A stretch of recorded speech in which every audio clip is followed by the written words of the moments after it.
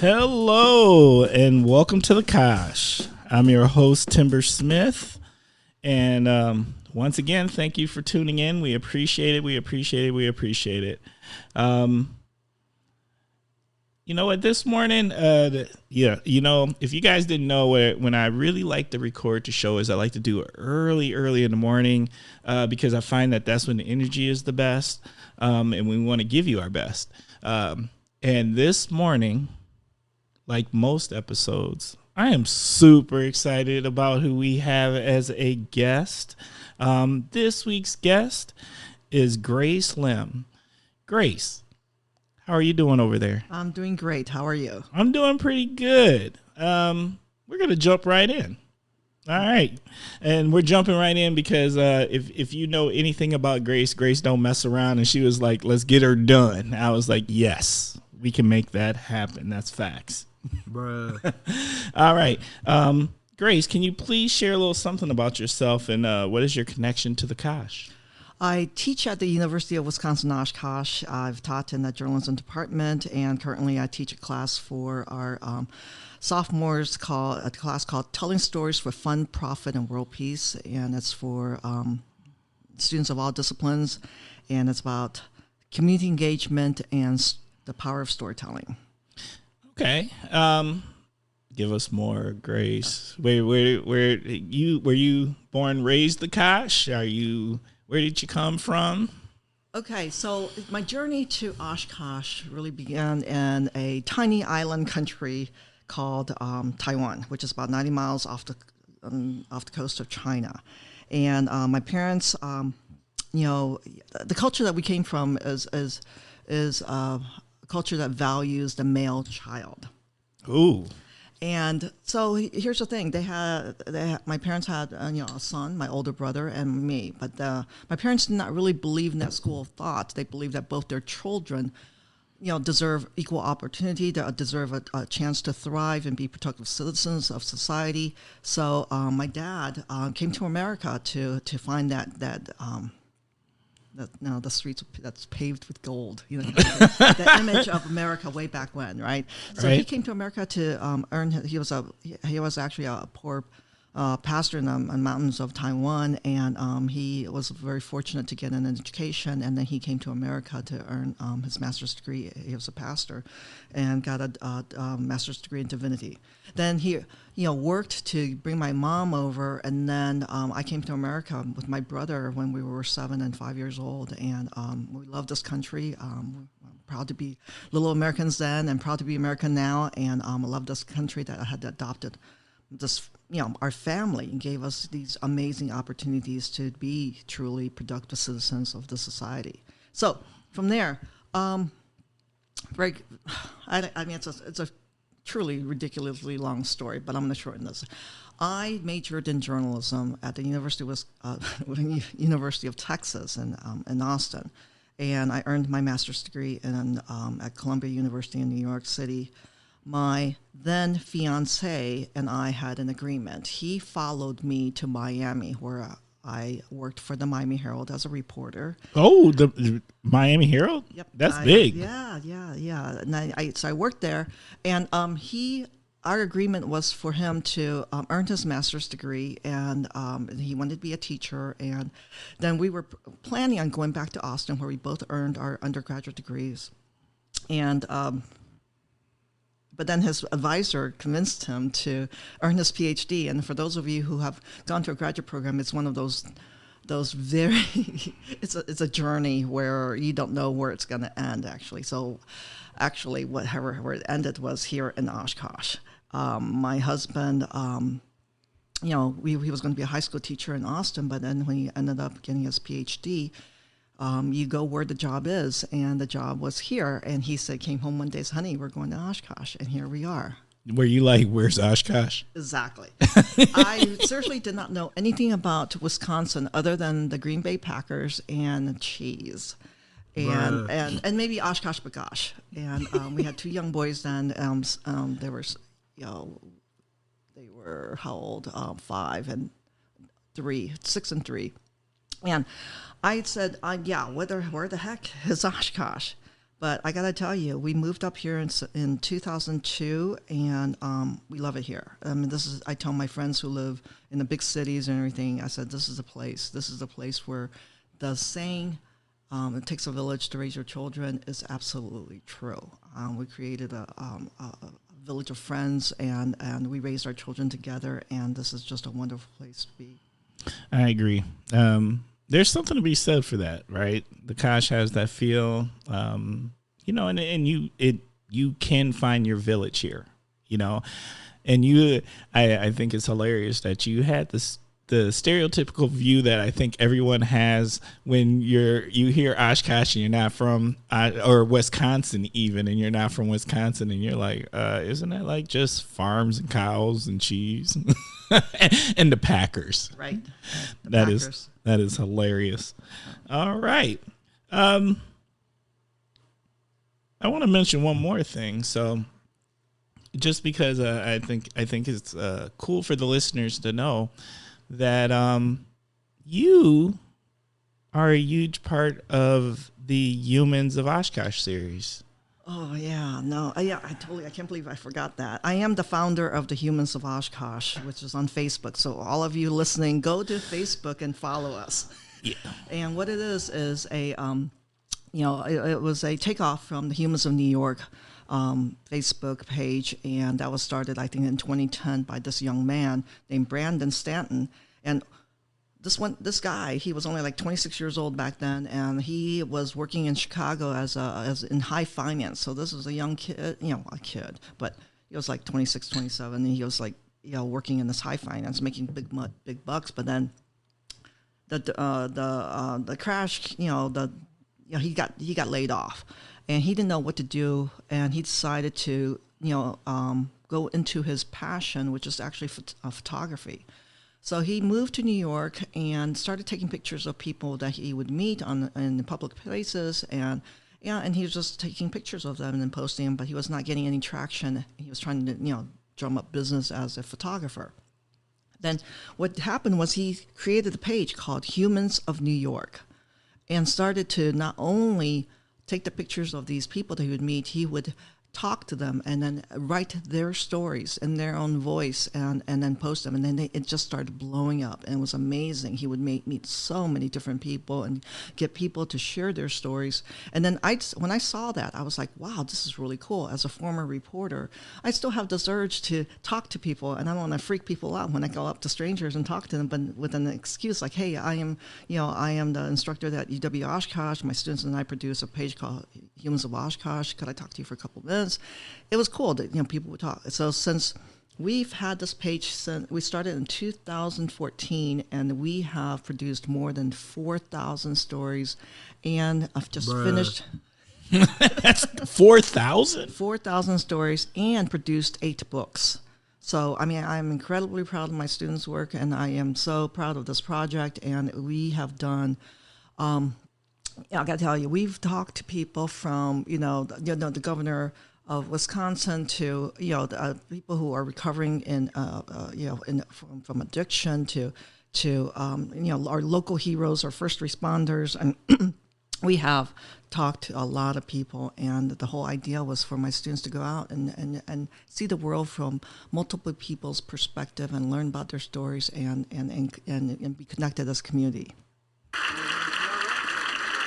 I got to say, as someone who's been lucky enough to have done a few of the Humans of Oshkosh interviews and keeps up with it and follows it, it's amazing. And the stories, I mean, they're just so raw, authentic, and the picture helps. Like that, to connect the narrative with a picture so you can see the individual. Like, it's just really cool. And I like the fact, like, sometimes there's like not a beginning or an end. There's just like, it is what it is. Yeah. So I tell my students that we're not getting the person's entire life story. We're just going to get into a glimpse into that person's life. And one of my favorite stories, can I share that with you? No. Well, you're sharing it with the Oshkosh listeners. Let's go for it. So one of my favorite stories is it's actually occurred in the first first semester, we didn't know what we were doing, and I just, I had to set parameters for my students. Like if I go out and just say, you need to come back with 10 stories of people, and they would just go to talk to their, their boyfriend, their girlfriend, maybe their parents, and then and their dorm mate, whatever. But it would be a very narrow view of a 18-year-old, 19-year-old life. Okay. And then, so what I had done was I said, okay, you need to talk to somebody who works behind a counter. And because oftentimes those who are being served forget that the people behind the counter are those who are serving us. And they are also people, and they have their own lives and their own stories. I wanted them to also talk to somebody over the age of 70 who is not their grandparent, because again, the youth, we value youth and beauty and vitality, and somehow a segment of our population that does not fall into that are forgotten. So, and then I had them talk to somebody who wears a uniform. Again, sometimes the uniform, you forget the person behind that uniform. So I had all these parameters, and one of them actually is, you find a person of color to talk to them, because Oshkosh is pretty homogenous. We're talking, I think it's like 93% white, and then there's the rest of us. And for those of you who don't know, I am of Taiwanese descent, and so I know there are people of color here. we do exist. It is not. Wait. We're becoming a prominent force in Oshkosh. That's right. So yeah. So one of my students came back with this really great story, and she had just attended a wedding over the weekend, and she came back, and the story was this. She had asked the person a question: what advice would you give to these newlyweds? And the woman, and you could tell that she's an older, a senior, and she said something like, don't ever go to bed angry. But there's a time when my husband and I didn't sleep for like a month and a half. Which just made me laugh, right? But it was like, wow, that is, just those two lines showed so much about this woman's, her life, her marriage, her sense of humor. And I was like, wow, this is great. That's why I told the students, stand up and tell your classmates, how did you get the story? She said, I looked around for the oldest person in the room, and I walked up to her and says, hello, are you over the age of 70? That's it, huh? It's just that simple. Hey, so well, that was like, oh man, I gotta go 10 steps back, and I gotta teach them how to say hello. My name is Grace Lim. I am a student at UW Oshkosh. We're doing this project. You don't go up to strangers and say, hello, are you over the age of 70? But you know what? It worked. The woman laughed and say yes, and then share that really, really awesome tidbit about her and her husband and her marriage. So I just love that. I think people are very understanding of students and very forgiving. That's fabulous. Okay, are you ready to jump in? Sure. All right, segment 1. What in the world is going on with? That's where you start off with the phrase, what in the world is going on with? And you tell us what's on your mind. Aaron Rodgers. Oh, you didn't waste no time. Jump in. Let's talk about it. Oh my gosh. I have been a fan. Moving to Wisconsin, you have to. It's a law. Once you cross the borders, you got to be a Packers fan. You just can't. That's true. You can't do anything else. My husband and I, we are all in. Actually, I'm more all in than he is. I am there watching every game. I am yelling at the TV. In fact, I remember the year that we won the Super Bowl. All my friends were together, and all the women were in one big room. We got the big TV because the husbands cannot stand our screaming and yelling, and they had to go to another room and watch it on a tiny little TV. Oh, you took TV control. Yeah. So Aaron, though, I know the summer had been crazy. Is he coming back? What's up with that? But I've been on Team Aaron this whole time. I said, you know what? He's going to come back. It's going to be okay. He's just feeling a little, upset.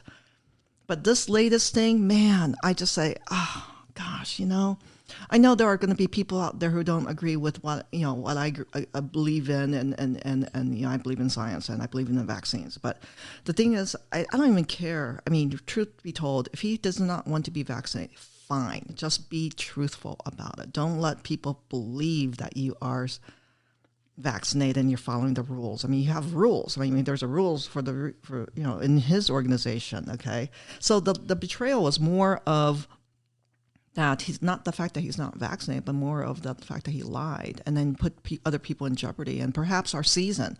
And now I'm totally conflicted because I love the Packers. I mean, is Aaron Rodgers the Packers per se? I mean, what am I going to do? I mean, I actually was thinking with my friends that maybe we don't watch when he's actually holding the ball, but when we can open our eyes when somebody else is holding the ball. That seems like a lot of work. I know. He holds the ball a lot. I know. And here's another thing about society too. I mean, it's like we love winners, man. We do. We forgive a lot if you're a winner, which is and there's some that's another conversation we can have another day. But so I'm afraid that my thing with Aaron. I mean, we kind of broke up, but. Oh, gosh, if we start winning again, I'm going to say, is everything forgiven? I don't know. I'm conflicted. I think you are in the same space as the rest of Wisconsin, or at least some of Wisconsin, because some Wisconsin don't care. Some Wisconsin is defending it to the end, and some Wisconsin actually thinks it was about being vaccinated or not. And I'm exactly where you're at. I'm not a huge Packers fan, but, I'm born and raised Wisconsin, so I'm Packer fan enough. Oh my gosh! Well, I don't even know why we're friends. Well, because we are. We're part of that 7%. That's really what it is, Grace. We have to stick together. We got to stick together. But I was frustrated with it because of that. Just like I find it contradictory, like that societally, these same people who are saying, well, it's his choice to get vaccinated or not. And I agree with that. It is totally his choice to get vaccinated, but it's not his choice to follow the rules. And these are the same people who are constantly like, well, if the people would just follow the rules, these things wouldn't happen to them. Right? Same people, but they're willing to overlook this. Yeah, no. That's because he's a winner. You know what I mean? He's a star. I mean, it's like we have this in society. I think we do have blinders for winners. Yeah, and that is, I like I said. So tomorrow's going to be interesting. I don't know. I have no idea how I'm going to do because I'm going to cheer for the Packers. You know what I mean? I'm going to cheer for the Packers no matter what. Well, I tell you, the way my wife and I do think this is the way most Wisconsin is going to do it, and even myself. Once he came out and said I was wrong and I screwed up, I'm good with that. Right? Just own it. Just own the mistake. Oh, well, because I don't think we can hold. I'm not trying to write it off because I'm not writing it off because at the end of the day, like there's some privilege there, right? That you thought you could get away with this. Like you just didn't care. Like you knew you weren't being honest, and you put it in our face, right? Yeah. I mean, that was the thing is that if he were following the NFL protocols, which they came up with their own rules. Right. He belongs to that organization, and he was not following it. But it's not just not following it. He was putting, we can get into this, but he was putting other people at risk, and yeah. So I mean, but you know what though? I love the Packers. I'm gonna stick with the Packers, and whoever's our quarterback, I'm going to cheer for that. The team. Fair enough. Gosh. Fair enough. Okay. What in the world is going on with this Kyle Rittenhouse trial? Like, I'm going to put this out here, y'all, because I'm feeling some kind of way about this. Look, if you ain't figured it out and that, look, he's about to get off. I don't care what nobody say. Yeah. And it is the consensus that there's a lot of feelings out here that this dude's finna get off. And I don't want to ever see a young person throw away their life, right? I don't think that's a good look. I'm I'm tripping about the trial, but I'm tripping about the judge. Oh, like this judge feels biased. Oh God. The stuff he's saying just feels biased.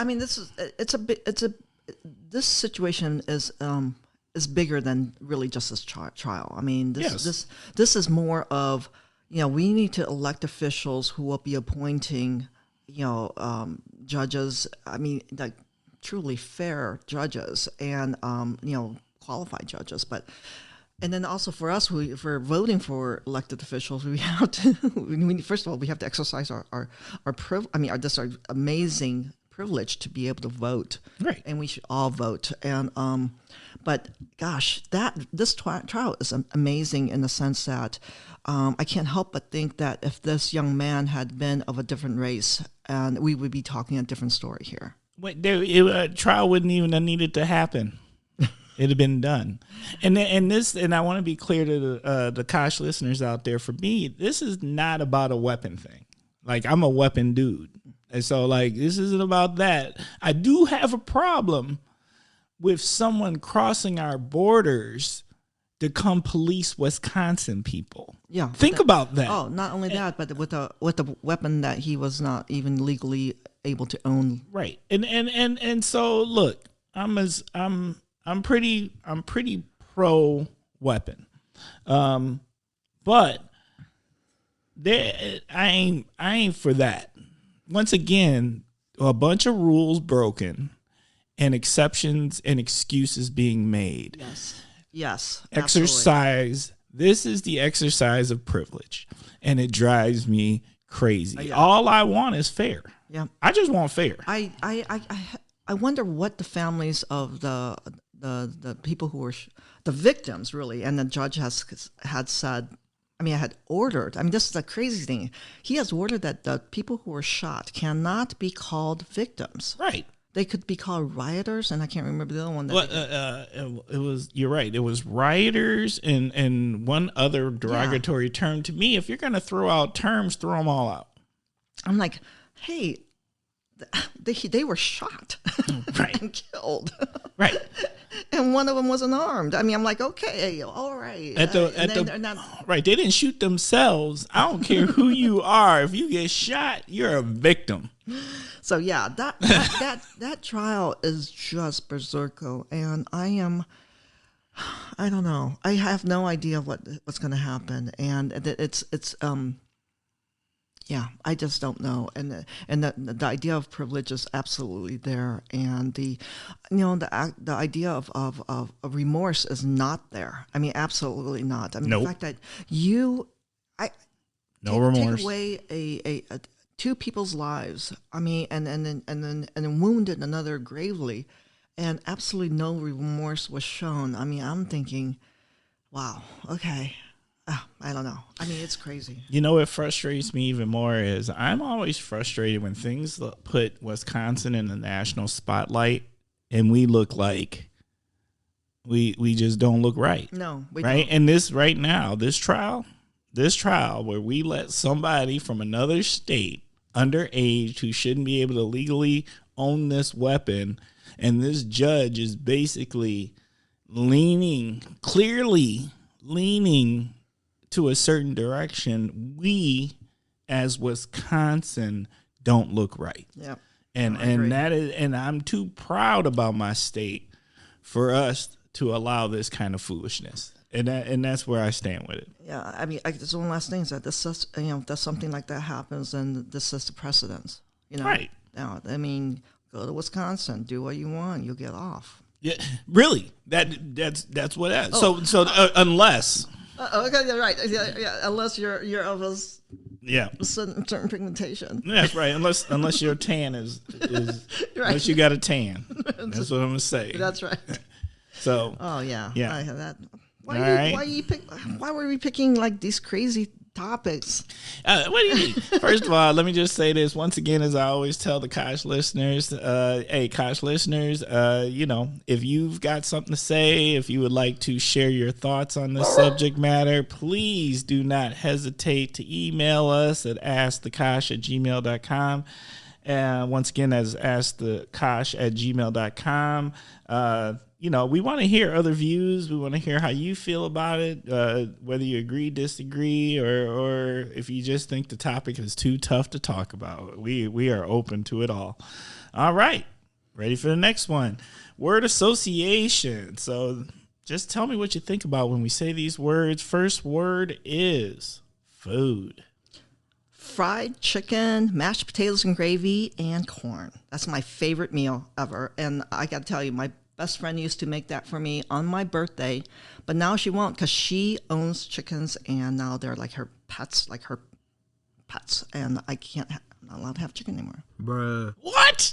So because she decides to own chickens, she won't fry your chicken no more? No, and that's my she said, you got to pick up a new favorite birthday meal. And I'm like, really, really sad. But the good news is Mike's place in Oshkosh has this amazing roasted chicken, which I had the other day, just because me and my husband, and we had it's not my birthday, but I felt like I needed some fried chicken in my life. So we got an 8-piece and I ate like 5. Ooh. Bruh. Actually, I'm gonna celebrate that. I'm gonna throw out there. Hey, don't you do Parnell's? I mean, Parnell's has the best Sunday chicken. Really? Yeah, okay. You've never heard? No, Okay, I gotta put down Parnell's. Yeah, let me break that down. That's Sunday, and in our household we call it cheap chicken because it's probably the most affordable chicken meal, and they do a superb job, and it's on Sundays, and it feels very family in Parnell. So I got love for Parnell. So I'm gonna share that one with you. You need to go check that out. Absolutely. All right. Cocktail or beer? Oh gosh, cocktail. And then I have 2. I'm gonna brandy old fashioned sweet, which I learned about in Wisconsin. That's a Wisconsin drink, and I tell you why that I learned that. I was at in California in LA. And we were playing Atlanta Falcons, but that was one of those bad playoffs games. And I was trying to find a Packer game to watch, and this is in LA. So I finally found a Packer bar, and I got there late because I had to go to church. My dad was the pastor. I had to go to church, so I had to run out of the coffee hour afterwards. Changed into my Packer jersey in the parking lot. Walked in. I was late, and everything was filled. And I was walking around trying to find somebody who and I finally just saw somebody who's, this family sitting around a makeshift table that was a pool table. And I said, do you mind? I said, I'm from Wisconsin. I'm from Oshkosh, Wisconsin. And I'm homeless. Do you mind if I sit with you? And they said, you're from Oshkosh? My dad coached football there back then. He gave me Oh my God. I mean, of all the people. And, oh my God. Yeah. I'm like, you got to be kidding me. So they let me sit down there. I ordered a brandy old fashioned sweet, and they did not know how to make it. And I was like, So I had to tell them because I didn't realize that it was not a drink anywhere. I mean, it's just a Wisconsin drink. It's very Wisconsin. Yes. So that's my drink. And then the other one is Tito's Martini. Dirty. Yes. Okay, I'm gonna totally get down with that, and God bless to the Tito's. All right, streaming. We're watching right now Living with Yourself with Paul Rudd, who was just recently named the 60th man alive with People magazine, which I totally agree with. And it's awesome. It's a really funny, a little dark show. And you get to not only see one Paul Rudd, you get to see 2. And I'm not going to go further than that. Oh, okay. All right. So that's what's streaming. What is that on? Is that on Netflix? Netflix. Yep. Okay. Shop local. Oshkosh Food Co-op. I'm a huge fan, and in fact, my students have gone there this semester when they first opened to do a bunch of stories about their employees, and I just love that place, and I love that we have a store that a grocery store that offers so much and promotes the local local farmers and our bakers and Oshkosh Food Co-op. Big time. I'm not gonna lie. My favorite thing to go buy their soap. Really? It's a thing about they got this soap and it's round and there's this. If I am correct, it is aloe oatmeal soap. Ooh. And I am like, I'm crazy about it. I'm very picky about soap because what you put on your skin, it matters. Like, you just can't go putting anything on your skin. I love the food co-op too. A special shout out to Brenda out there. We're thinking about you. All right. Community. I've already mentioned this, but I find that, when I think of community like a tribe, I mean, I got to say Packer fans. I mean, everywhere. I mean, on Sundays, I can wear my jersey and go to Pick and Save or go anywhere, and I see somebody else, and we smile at each other, and it's like, yeah, go Pack, and seriously, it's the weirdest thing is like, when you talk about, like the homogeneity of Oshkosh. But when we're all Packers, we're all the same. We all wear the same, green and gold. I mean, we are that pack. Yeah, we are that community. And I find that really fascinating, and I am really proud to be part of it. Fair enough. I'm not gonna lie. I'm gonna have to work on my Packer gear. You're making me feel some kind of way, Grace. Yeah, no, you're an outsider. Yeah, I'm an outsider. And if you'll be worse if you were a Bears fan. No, I'm born and raised in Wisconsin. I'm a Bucks fan. Okay, all right, no, that's cool. And I'm born and raised with Milwaukee. So the Milwaukee Brewers, the Milwaukee Bucks, like that's near and dear. That's stuff I went to when I was really young. Sports fans, the community of sports fans is just it's a weird phenomenon. Yeah. Okay. Students. Oh man. So I know you only want a word association, but I have like love and hate and fear and hope. I mean, I have those things. Bruh. That's a lot going on. I mean, I love my students, but there are times when, oh my goodness. But you know what? Here, the thing is that there are times when I'm looking at what's happening in our world, and I want to shake them, and I'm just going to say, hey, man, it's all on you. You have to save us all, from this crazy things that's happening to us. That's true. And so that's where my hope and my fear and hope come in. It's like, man, the cliche, the children are our future, and they absolutely are. And I wish I could convey this to my students that they have this amazing power. They have this amazing power to truly do good in our society and for themselves and their own children someday and for each other. So yeah, I got a lot going on with that. Yeah, no, I love that point of view because the students are the future. And I'm not just talking higher ed students. I'm talking about our students, our children. And we do. They're going to have to save us from ourselves in some ways. But you know what? I do have tons of hope. Beyond hope, actually, just because I think some of the things right now that we're fighting about and we're all in our corners about and partisan about, our kids aren't like hung up on that. Like, you know what I mean? Like just an example, masks. Mm-hmm. Like, you got all these grown folks, old folks, grown folks fighting about this piece of cloth on your face. And the kids, and they fighting on behalf of the kids, and my kid don't want to wear it. The kid don't care. They don't care. They don't care. You know what they won't care about? Kicking it. They were worried about if I put this on my face and I get to kick it with my friends, I get to kick it with my friends. They do not care. Yeah, you're right. You're absolutely right. I think it's crazy what some of the issues that's going on now. But one thing about the youth I think is really cool, and my kids are 25 and 22, and the thing about being inclusive or having just accepting of people of regardless of their gender, their identity, their race, and my generation, the word gay was used, tossed about as a pejorative. I mean, like, it was derogative. It was a slur. Yeah, it was a slur. And you make that as you're so gay or something like that, and that's just like we didn't know what that meant, but it was wrong. My children have friends who are LGBTQIA plus. I mean, and it's just not an issue. No. It's like. And I'm thinking, wow, how far have we come, you know? And my kids are hybrids. I mean,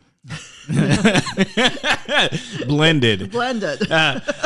I have a blended child myself. Yes, yeah, and then things like that. You know, they haven't really. You know, there was no. I mean, at least in Oshkosh, there was really no discrimination in that sort, and they have friends of all shapes and sizes and ilk. You know what I mean? Yeah. And I love that. I just absolutely love that they had they're that more, you know, accepting and open than say you're in my generation.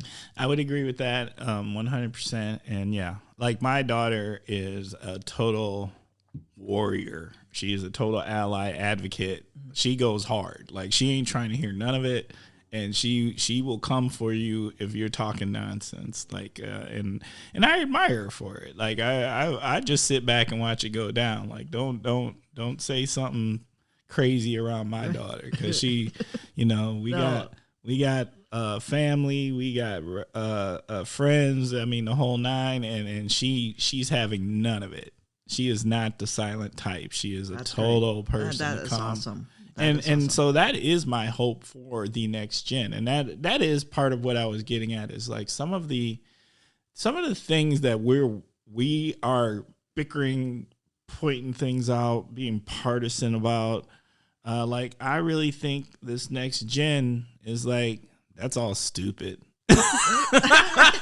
I think they'll find their own thing to fight about, but it ain't gonna be those things that they fight about. You know. All right. We are on to the next segment. Oshkosh Hidden Gems. You know, I'm sure people already know this, but for those who don't, I love Thunderbird Bakery. You know, this place keeps coming up. and you know, I'm not going to lie. So look, Thunderbird, if you out there listening, you have come up on the show as a topic multiple times. We need to have you as guests. Oh my gosh. Liz Redmond and her husband are just amazing. And I actually met Liz a few, I don't know how many years ago, when she was actually working out at I can't remember the name. Oh God, this is going to drive me nuts. This organic farm, and then she moved on to a couple other places, and then she started her own business with her husband, and they make. I am not lying, and I am not getting paid. They make. They make the world's greatest cinnamon rolls, and I got to tell you, during this pandemic, they had, people. I gotta say, during the pandemic, I gained so much weight, and I blame my weakness for those cinnamon rolls. You got to blame something. So yeah, Thunderbird Bakery. They make great breads. They make the cinnamon rolls, and they are and the croissants. My husband will eat those croissants without putting anything on it. I mean, they're that good. So yes, that's one hidden gem, and then. This is not really new, but I still love it. Sakura has this 3-roll lunch, and I mean I'm talking about a lot of food here, but yeah, they Sakura, the Japanese restaurant, and they make a meal out of this lunch, and this is something that would people would pay like $40, or more, like in New York City or something like that. But it'll fill you up. 3 rolls and soup and a salad. I mean, can't beat it. No, that is a fabulous lunch. My daughter is like, she went there so much there for a while there. Like, I think they knew her first name. I could tell too. I walked in there one time with her for lunch, and they totally just smiled at her and like waved her to her table as if. And I was like, "Whoa!" It's reserved for her. That's right. And then hold on, I got a couple more things, hidden gems. UW Oshkosh Sports. I am a huge fan of our Titans, and I think that they are Oshkosh, we have the Herd, we have the Glow, but you know what? We have our amazing college sports, and I'm a big fan of the men and women's basketball team, and it's family friendly, and I would encourage you to come and support them in the football team and everything, and our theater and performance arts. This is the one thing that I think that people in Oshkosh don't know about. We have amazing music program, and we have this beautiful theater. I mean, this what do you call that? The auditorium. The auditorium. Yeah. And you gotta come, and it's oftentimes it's really cheap, and you get really amazing quality. So those are things I would think are hidden gems. I can't stress that enough. What I have learned, and being married to someone who is a local of Oshkosh, I don't think the local people born, raised Oshkosh, get an opportunity to know all the cool things that do happen on campus. And you're invited. You're totally invited. And I would like to encourage also, there's cool things like our sports teams. Guess what? They're good. Like they've been winning conference championships and winning national championships, and you need to go see those. And that theater is a beautiful theater, and we do have this amazing music program. There's not an invisible force field around campus. Come on in. They would love to see you, and it is by far an affordable thing to do and always family friendly. Absolutely. Right? Did you have one more? Was that it? I think those are the other stuff. I mean, I'm sure the other ones have already been mentioned in the Whitewash Trail. I mean, those and then the Menominee Park. I mean, all those things are great. I mean, but those things that I mentioned, I really love, and I think that people in Oshkosh could take advantage of it. All right. Shout out to Thunderbird again. If you are listening, we need to have you on. I think I should get a special discount. Bruh.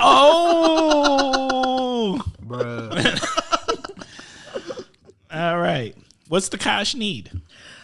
Okay, so we need a really big independent bookstore. I love Karma Crisp. They have a beautiful cafe, a gift store, an ice cream shop, and a bookstore. But I think we need a really big independent bookstore that is folks, not like a Barnes and Noble, only independent, and bring in authors and readings and things like that. I just think that's one thing that we're missing here. Yeah. We used to have that one bookstore. Yeah, the Paper Tiger, and it went away. But yeah, I would love to have one downtown. I mean, I think that would be a great literary hub, and bring local authors in and national authors in. I think it would be awesome to have an independent bookstore. You know what? Now that you say that, it surprises me actually. Maybe that we don't have one due to the fact that we are a college city in a sense, and we have lots of readers in Oshkosh, and okay, that makes sense. Next segment. It is the Naughty/Heroes Corner. This is your opportunity to nominate someone, something, organization, whatever, to the Naughty or the Heroes Corner. Well, I know I already brought up Aaron Rodgers, but the NFL, I think it belongs on the Naughty column because, they are the ones who the organization actually assigns the fines and penalties. And Aaron was fined, I think, like a little under $15,000 for his violation of the COVID protocols that they set, and yet another player from another team was fined more than that for having his jersey untucked. And I'm thinking, what? Where is the fairness in this? Yeah, so, consistency. I know, absolutely. And I'm like, what? So it's like, okay, they belong on the naughty column because again, we talk about the privilege and of a certain people. And well, they did fine the Packers $300,000. That's true, but I mean, which surprised me because I was like, what? And I'm wondering, and I didn't understand that fine. I haven't read an article about it yet, and I'm sure it's out there somewhere, but I'm assuming that the fine for the Packers is because the team knew. Right. Well, actually, the NFL knew. They all knew. It's just the only people that we didn't know. The fans didn't know. And the media didn't know. But it was just crazy. I mean, I'm like, but yeah, I think you just got to be, if you're going to set a rule, be consistent across the board kind of thing, right? I'm just about, you're right. My whole thing is fairness, and whatever you're going to do, you have to do for all. And you can't be these people out here, well, people need to do this. And then you cherry pick who it applies Exactly. to. Right. Right. Then no. That's where the problem Yeah. comes from, is when the cherry picking happens. And to me, you either let them all go or you persecute them all. Right. But whatever it is, it should be straight across the board. I have no problem whichever side of the fence it's on. Right. All right. On the hero side, so on my personal Facebook timeline, I have pictures that's populating my timeline of little kids, 5 to 12-year-olds, who are now allowed, they to get their vaccinations, and it's just all these pictures of smiling kids showing off their biceps, doing their power, Superman, the double bicep pose. I love that so much. It always brings tears of joy to my eyes, because these kids, they were waiting. I mean, they know that, one mom posted that her daughter was getting in line to get her shot, and somebody asked her, "So are you afraid?" She said, "Just a little bit, but I know when I get it, I'm going to not just help me, but I'm going to help my mom." And it turned out the mom is immunocompromised. So she understands, okay? So I just love that. So those are my little heroes. My little heroes this week are those little kids willing to go and get the shot to help not only their family, but everybody. And they, and again, they want to go and play. To our youth. All right. Now we are into topic of the week. All right. So, Grace, you want to share with us what the topic of the week is? I am a fan. It's the power of storytelling. I am just a fan of stories. I love listening to people's stories. I love to to tell stories. So it is how powerful this mechanism is to communicate. So the power of storytelling. All right, let's get into it. What do you got? I got to start from the beginning, I guess. Growing up, I loved reading Stephen King books. Ooh. And they're scary. And when you're a little kid, I was like early teens, and I discovered Stephen King and started reading him voraciously. And I decided that I was going to be the female Stephen King when I grew up. Okay, and so I was going to write scary books, be an author. And then the reality hit. Come from a family that believes, in being productive citizens, which means you need to get a job, pay taxes, and contribute to society in a productive and good way. So the idea back then of being a creative writer was not just something that I don't know if I can get a job doing that. Who does? So I went into journalism. And you know what? So I got my degree at the University of Texas in journalism, and it was, telling stories and like real stories about real people was sometimes even more fantastical than the stuff that Stephen King was writing and had been writing. So I became a journalist, and I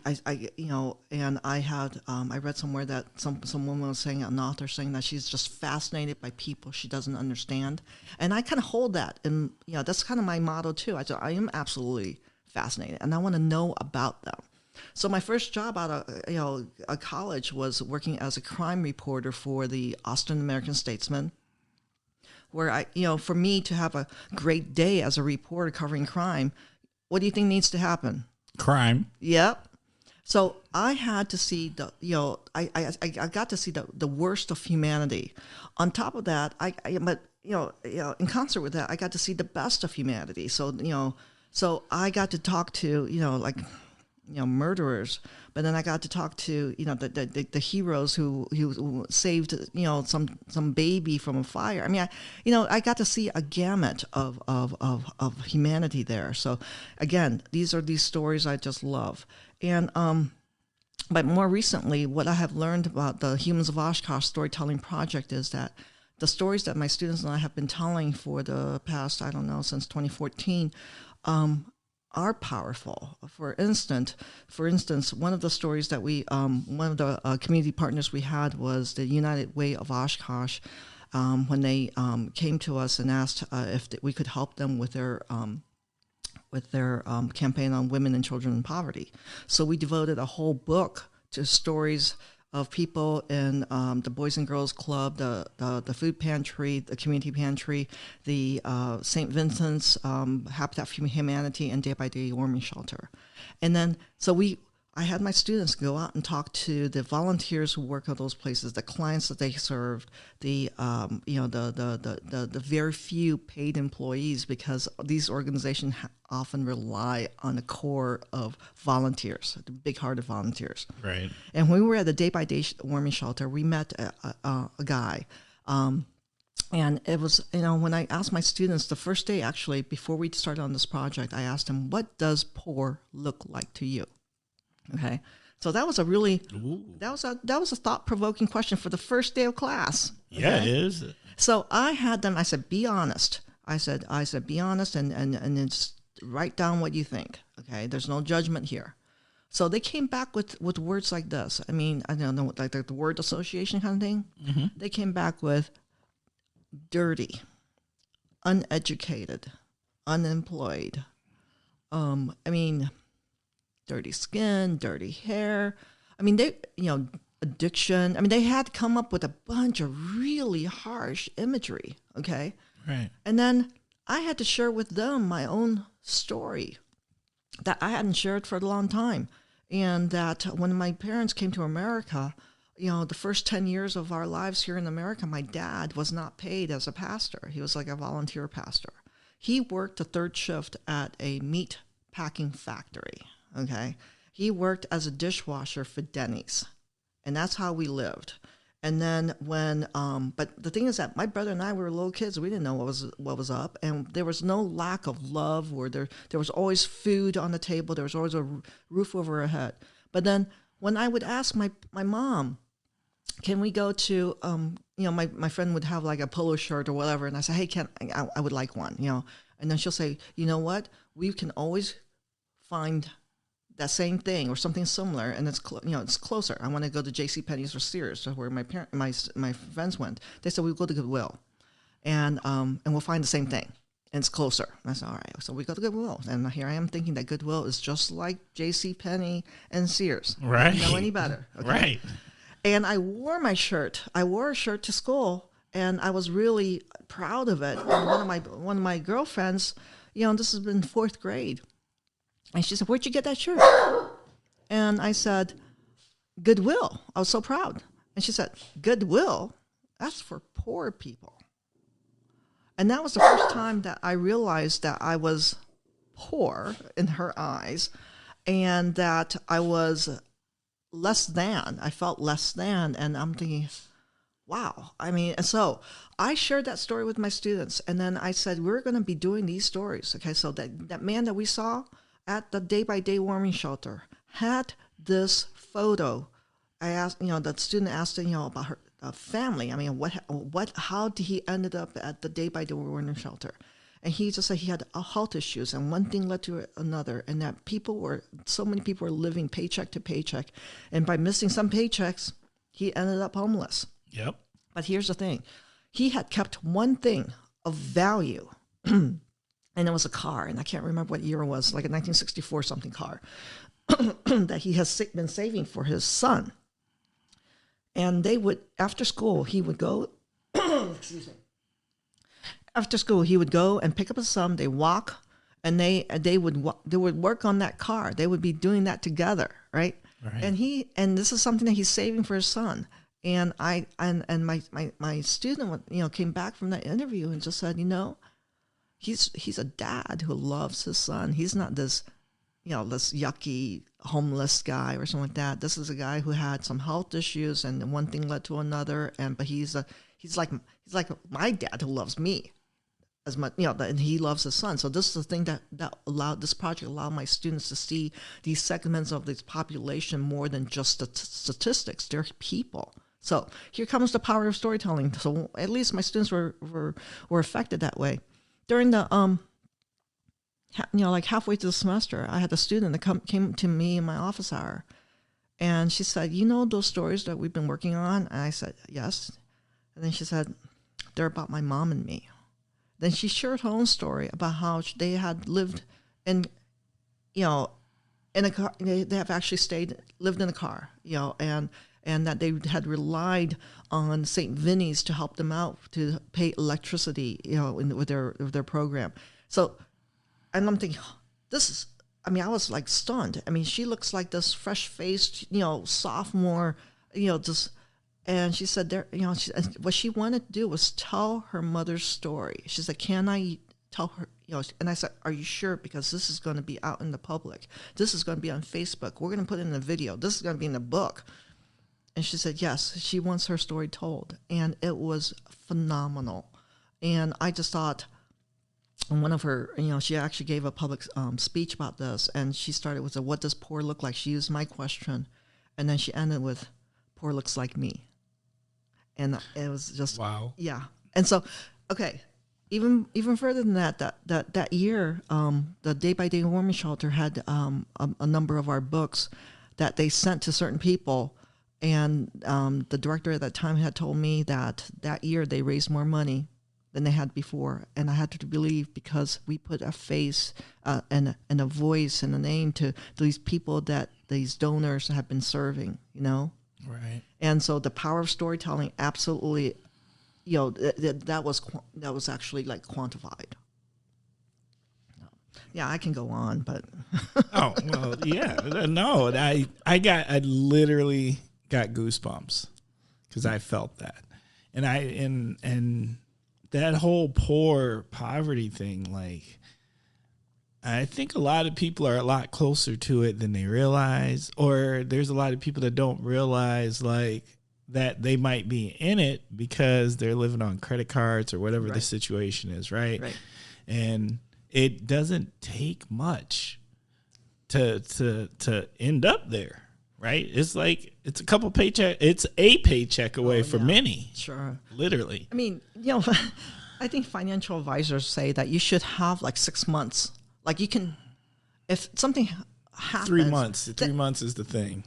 Well, I've heard that, but the thing is that I don't have that. Right. I mean, in my retirement plan, you know, is solely based on my. I told my best friend, I say, "I'm sure hoping you are putting aside for me and John." Right. I need some retirement help too. So yeah. So I mean, you know, so my students, we've done a number of these stories focusing on certain segments of the of our community. We did one on the first responders, which was really, again, really incredible in the sense that our first responders. I mean, if you think about it, we are able to sleep at night because there are people outside working around the clock without our knowing, keeping our community safe. And I don't want to be like a blind cheerleader of sorts, but I gotta say though, I am. When I say I'm fascinated by people, I don't understand. I don't understand people who run toward bullets. Okay, I don't understand people who run toward the burning building. I don't understand people who jump into freezing waters because somebody else, some drunken person, fell in it. I mean, we have that every single year, but somebody else is going to jump in and save that person. I don't understand those people, okay? But I am so grateful for these people who actually do those kind of jobs that's counterintuitive for the rest of us who want to just run away. Agreed. So, you know, you've talked about books. Are these available? Can people get them? I mean, if Kosh listeners are like, "Hey, Grace, I need to learn, or I need more, or I want to see these." How is that possible? Okay, so yes, the short answer is yes, and the more involved answer is this: the most recent book is available at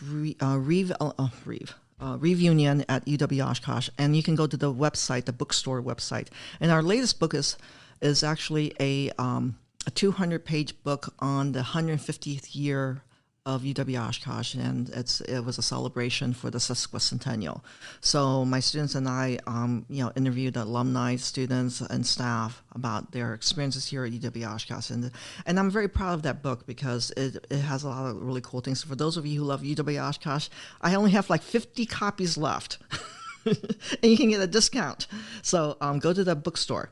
The other books, the other Humans of Oshkosh books, we haven't put on the website yet. But if you email me, I am happy to give you, to let you know what I have available. We have like ones for for teachers, the one on women and children in poverty, and then the first responders. We have, what else do we have? Veterans. I mean, we had one focusing on veterans. So we have a number of those. And I don't know if you can put anything on your website. Can you? Oh, yeah, I can. We will have links on the website.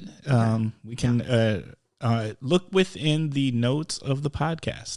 Perfect. So I will give Timber all the information, and all the proceeds from the sales of these books goes to the fund at UW Oshkosh Foundation that helps support the projects that my students and I do. So, yeah. It's pretty amazing when I look at the body of work that the students have done. This is where the love comes in, and then the frustration comes at the beginning of every semester. Let me tell you, as somebody who's worked with Grace, it is a love-hate relationship that happens with these projects. When they're finished, there's a lot of love and there's a lot of challenge while we're trying to get them finished. Let me tell you, and there's no messing around. They are fantastic, That's right. though. No, it's amazing. And that I had a former student come back to talk to my current students, and she actually said, I can't believe she said it to them, but she said, there are times when you want to kill Grace. But then then at the end you say, "Oh my gosh, we did this! How the heck do we do this?" For all those out there who don't know, I tease Grace all the time that she missed her true calling as a drill sergeant.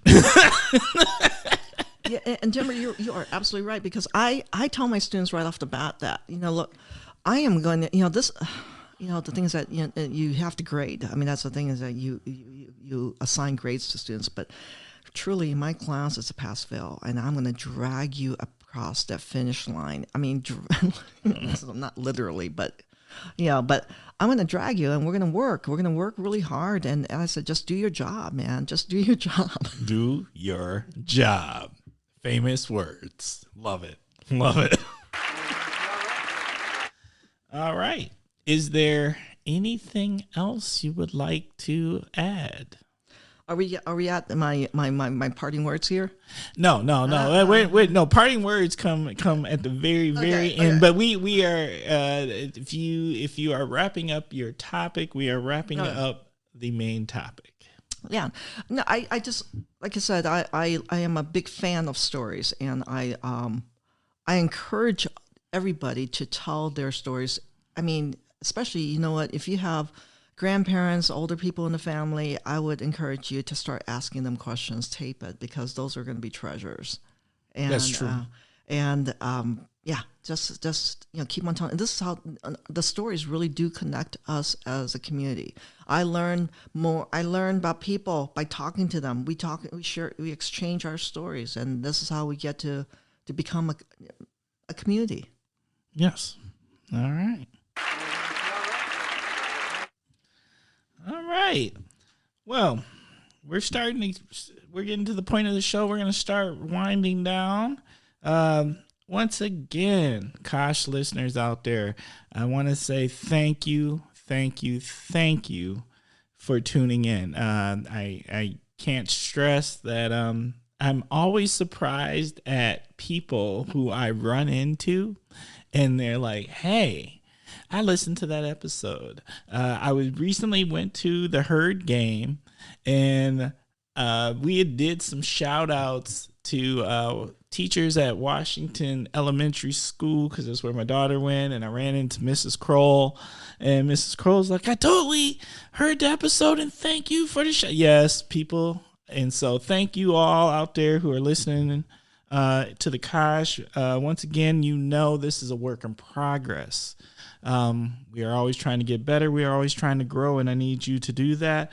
Please, please, please feel free to email us at askthekosh@gmail.com. Once again, that is askthekosh@gmail.com. Now, it is that time. It is my favorite time in the show. It is shout out time. This is the opportunity to get your shout outs in. So, Grace, who you want to shout out? When you say who or what? Well, you can shout out whatever you want. It's shout outs. Okay, so I'm going to give a shout out to the TEDx Oshkosh. For those of you who don't know what that is, I mean, you've heard of TED Talks. I mean, you've probably gone to YouTube and listened to a few of them and watched a few of them. Oshkosh actually hosts its own TED Talks. I mean, it's a TEDx Oshkosh, and we have one next Saturday. In fact, at the Grand Opera House, it's a day long of speakers who are going to talk about a whole bunch of array of really interesting topics. And one of my former students actually is going to be a speaker. She wrote a first person essay in my class, in a journalism class, and I'm not going to. I'll just give you a little teaser on that, and it's about how society views people who are felons. Okay, and this young woman wrote a first-person essay and made everybody cry, including my really tough boys. Okay, we all had tears streaming by the end, and I told her this is really good. We should get this published, and then I encouraged her to submit her a pitch, pitch to TEDx Oshkosh, and it's highly competitive. They get pitches from all over the country, sometimes from other countries, and she was one of I think 15 or 16 speakers, and I think they had a 4% acceptance rate. Ooh. I mean, so she is going to be one of the speakers. We're going to have other speakers. The guy who started Politico.com, who was now co-owner of Axios. Yes. Jim Vandehei is going to be there. Awesome. So we have so TEDx Oshkosh. I love that, and I feel like I am a big fan of my campus community, and I just learned that we are getting a pep band, and it's called the Bolt, which is awesome, and I am giving them a shout out because I can't wait because. Yeah, at the football games, every time they play a canned music, we're pretending that we're, my friends and I were pretending we're part of the band and we're marching and we're, I'm playing my imaginary cymbals. So now I am totally hoping that they might have a section for faculty members, because I totally want to play the bass drum with cymbals. I like it. I think that's what the shout outs I have right now. I'm sure I'll think of something the minute we say, until the minute I leave. Oh, well, if you get back at me, we can add shout outs in the notes. Oh, hold on, honey. You know what? One thing that I do, for those of you who don't know that, Humans of Oshkosh featured Timber on Thursday, as to honor the veterans in our country, and you should all go and read that story. Every time I read that story, it makes me cry. And Timber is a wonderful storyteller, and he's a veteran, and he's and it's something that you and I should talk about. Is this? I am a big fan of our military members, and I always. Again, I'm fascinated by people who do things that I just don't understand, which is one of the things that our nation has a voluntary military force, armed forces, okay? So people actually volunteer knowingly that they could very well be deployed to a war zone or a place of conflict. And I'm thinking again, why? And then the other thing I was thinking about is that phrase, thank you for your service. I always feel like that I feel like that's almost like the veterans that we've talked to in the interview, they always feel a little embarrassed by that phrase. And part of me I don't want to say that anymore, and I don't know what else to say, because I don't want to make it seem like a automatic thing. Oh, you're a veteran. Oh, thank you for your service, and then be done with that. I mean, what is a better thing to say? I don't have one. I sincerely don't. And in the past we have done. We even did a panel on it, and how do veterans and everybody, veterans are as diverse as America because they are America. And there's people who feel highly uncomfortable with it, and there's people who are very comfortable with it. And there's those, and depending on what time period you served in or what conflict you may have served in, there were the reverence of those who have served was not always there by our country and our fellow citizens. And so there's people who run the gamut in emotion and how they feel. So it's a very individualized thing. And I don't have a good answer. One thing I've learned to do, though, is if I do find somebody who had served in the military, if it just slips out of that, thank you for your service, I try to follow up with something else. Where did you serve? When did you serve? And having an actual conversation then, rather than just have that simple statement. Yes. So I think that some of our veterans had said that to us too, that they would like to have an actual conversation. Yeah, I think showing true interest. Yep. I think that's important. All right. So my shout outs.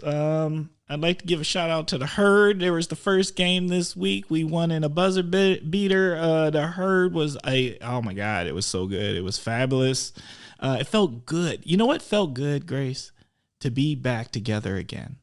And I can't stress that enough.